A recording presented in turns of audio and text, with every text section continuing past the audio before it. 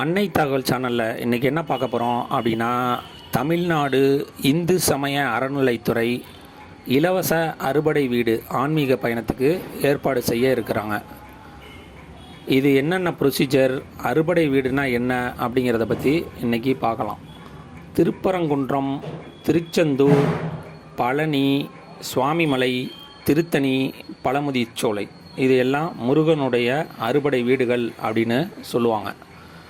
இந்த அறுபடை வீடு இலவச பயணத்துக்கு செல்கிறதுக்கு என்னென்ன தகுதி அப்படின்னா, ஃபஸ்ட்டு பாயிண்ட்டு, அவர் இந்து மதத்தை சார்ந்தவராக இருக்கணும். ஆண் பெண் இருபாலரும் 60லேருந்து 70 வயசு இருக்கிறவங்க இந்த பயணத்தில் பங்கு பெறலாம். அதுக்கான வயது சான்று வச்சுருக்கணும். Aadhaar card, voter ID, PAN card இதில் அவங்களுடைய வயது முழுசாக இருந்துச்சு அப்படின்னா அதை ஒரு சான்றாக அக்செப்ட் பண்ணுவாங்க. அதே மாதிரி மருத்துவர்கிட்ட பெற்ற மருத்துவ சான்று இணைக்க சொல்கிறாங்க. ஏன்னா இது பெரும்பாலும் பஸ் பயணமாக இருக்கும் அப்படிங்கிறதுனால பஸ்ஸில் சில பேர் ட்ராவல் பண்ண முடியாது. அதுக்காக மருத்துவ சான்றும் வைக்க சொல்கிறாங்க. அதை தவிர நிரந்தர முகவரி சான்று ஒன்று கேட்டிருக்காங்க. ஆதார் கார்டு அதுதான் நிரந்தர முகவரி சான்று, அது இருக்கணும். மற்றும் சிறு குழந்தைங்களெல்லாம் அழைச்சிட்டு வரக்கூடாது அப்படின்னும் சொல்லியிருக்காங்க. ப்ரூஃபாக ஆதார் கார்டு மற்றும் பேன் கார்டு இணைக்கப்பட வேண்டும் அப்படின்னு சொல்லியிருக்காங்க.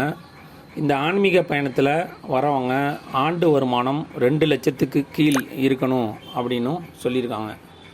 இந்த ஆன்மீக பயணம் ஒரு டைம் மட்டும்தான் ஒருத்தர் பார்ட்டிசிபேட் பண்ண முடியும். இந்த தடவை நீங்கள் செலக்ட் ஆகிட்டீங்க அப்படின்னா அடுத்த ஆண்டுக்கோ இல்லை மறுபடியும் எப்போ கண்டக்ட் பண்ணுறாங்களோ அப்போ பயணம் செய்ய முடியாது அப்படின்னு சொல்கிறாங்க.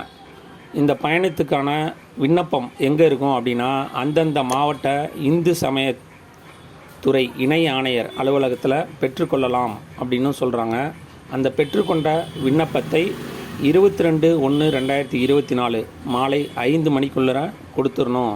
எந்த அலுவலகத்தில் பெற்றீங்களோ அதே அலுவலகத்தில் கொடுத்துடணும் அப்படின்னு சொல்லியிருக்காங்க. இதை தவிர டிஸ்கிரிப்ஷனில் இந்த ரூல்ஸ் அண்ட் ரெகுலேஷன் மற்றும் அப்ளிகேஷன் ஃபார்மை இணைத்துள்ளேன்.